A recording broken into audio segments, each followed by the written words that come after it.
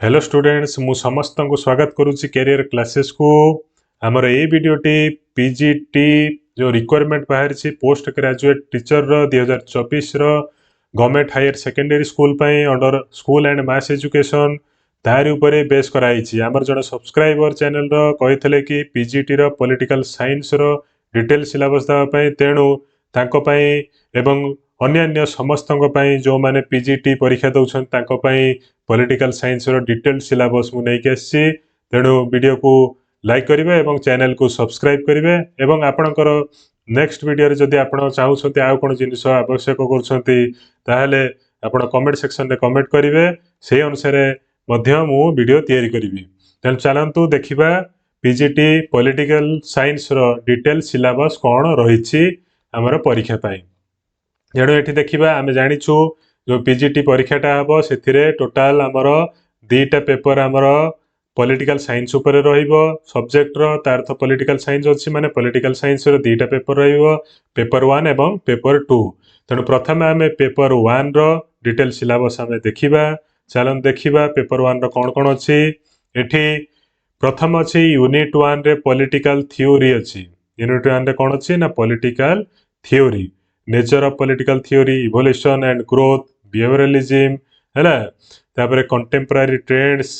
एवं स्टेट रो विभिन्न origin function role है law liberty equality justice and rights political ideology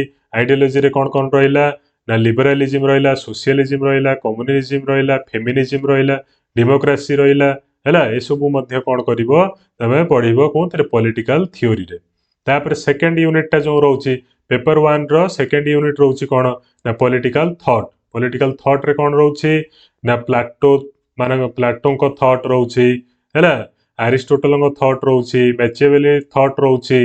है तापर ए बड़ी भाबरे अन्य कार्ल मार्क्स रूसो है एमानकर मध्य एथरे थॉट रोची तेणु ये यूनिट 2 रे ई सब जिंस पढ़िबे तापर यूनिट 3 जो अछि हमर पॉलिटिकल साइंस रो सेथरे कौन कौन अच्छी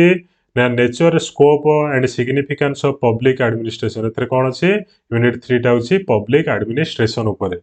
है new public administration theories and principles of organisation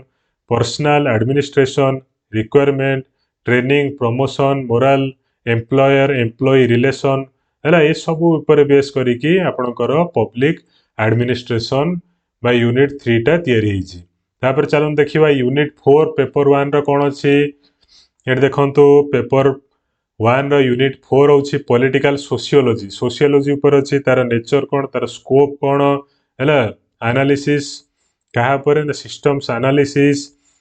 तापर अन्य जो रही political socialisation political culture modernisation ये सब ऊपर बेस करिकी पॉलिटिकल सोशियोलॉजी बा यूनिट 4 तैयारी होची पेपर 1 रो सेमती यूनिट 5 कौन तैयारी ना इंटरनेशनल रिलेशंस रे कौन कौन आसीबो आपनकर ना आइडियोलॉजिम रियलिज्म है decision making game theory national power balance of power collective security है human rights international terrorism gender ए सब आपनकर कौन आसीबो ना एटा इंटरनेशनल रिलेशंस रे बा पेपर 1 रो यूनिट 5 रे आसीबो ता भीतर आउरी कौन अछि ना वर्ल्ड अफेयर्स कौन रहउछि फॉरेन पॉलिसी कौन रहउछि सेथरे मध्य आसी पारे तेणु एटा पेपर 1 रा टोटल 5टा यूनिट अछि तेणु 5टा यूनिट भितरु क्वेश्चन आसीबो हैला तापर देखिबा पेपर 2 रे कौन अछि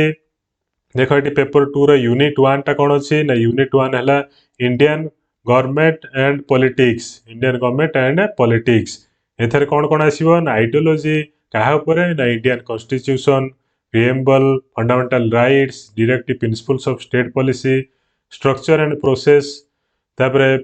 प्रेसिडेंट प्राइम मिनिस्टर ए मानकर स्ट्रक्चर एवं प्रोसेस कौन रहउछि पार्लियामेंट रो प्रोसेस केमति रहउछि working of the parliament system theory and practice of federalism in India supreme court judicial review and judicial activism political parties pressure groups है secularism regionalism caste politics elections electoral ये सब रोचे unit 1 रे paper 2 रो unit 1 रे ये सब रोचे जदि ଦେଖିପାରୁନ ମନେ ରଖିପାରୁନ ତାକୁ କ'ଣ କରିବ ଭିଡ଼ିଓକୁ ଟିକେ ବ୍ୟାକ୍ କରିକି ଦେଖିକି ନୋଟ୍ କରି ନେବ ନଚେତ୍ ମୁଁ ତାର ଡେସ୍କ୍ରିପ୍ସନରେ PDF ଲିଙ୍କ୍ ଦେଇଦେବି PDF ଲିଙ୍କ୍ଟା ପାଇଯିବ ତାପରେ ପେପର 2ର ୟୁନିଟ୍ 2ଟା ଦେଖିବା ୟୁନିଟ୍ 2ରେ କ'ଣ ଅଛି ନା କମ୍ପାରେଟିଭ୍ ଗଭର୍ଣ୍ଣମେଣ୍ଟ ଆଣ୍ଡ ପଲିଟିକ୍ସ ହେଲା ଏଥିରେ ନେଚର ଆଣ୍ଡ ସ୍କୋପ୍ ରହୁଛି ଇସ୍ୟୁଜ୍ ଅଫ୍ କମ୍ପାରେଟିଭ୍ ପଲିଟିକ୍ସ ରହୁଛି ପାର୍ଲିଆମେଣ୍ଟାରୀ ଆଣ୍ଡ ପ୍ରେସିଡେନ୍ସିଆଲ ୟୁନିଟାରୀ ଏସବୁ ରହୁଛି କନଷ୍ଟିଚ୍ୟୁଆନାଲିଜିମ୍ ହେଲା ଏସବୁ ରହୁଛି କନଭେକ୍ସନ୍ସ ଆଣ୍ଡ ରୁଲ୍ ଅଫ୍ ଲ ରହୁଛି ପାର୍ଲିଆମେଣ୍ଟାରୀ ଗଭର୍ଣ୍ଣମେଣ୍ଟ ରହୁଛି ହେଲା US ପଲିଟିକାଲ ସିଷ୍ଟମ୍ ରହୁଛି ସବୁ ତା ଭିତରେ ପଲିଟିକାଲ ଯେଉଁ ଆମର ପଲିସି ସବୁ ରହୁଛି ସେଥିରେ ଆମର କୋଉଥିରେ ରହୁଛି ନା ୟୁନିଟ୍ 2ରେ ରହୁଛି ହେଲା ୟାକୁ ତମେ ଭିଡ଼ିଓ ପଜ୍ କରିକି ନୋଟ୍ ଡାଉନ୍ କରିପାରିବ ये ହେଇଗଲା ପେପର 2ର ୟୁନିଟ୍ 2 ସେମିତି ପେପର ଦେଖିବା ପେପର 2ର ୟୁନିଟ୍ 2 ଗଲା 3ଟା ତାରି ଭିତରେ ରହିଯାଇଛି ପେପର 2ର ତାପରେ ୟୁନିଟ୍ 4 ଦେଖିବା ୟୁନିଟ୍ 4ରେ କ'ଣ ଅଛି ନା ଆମର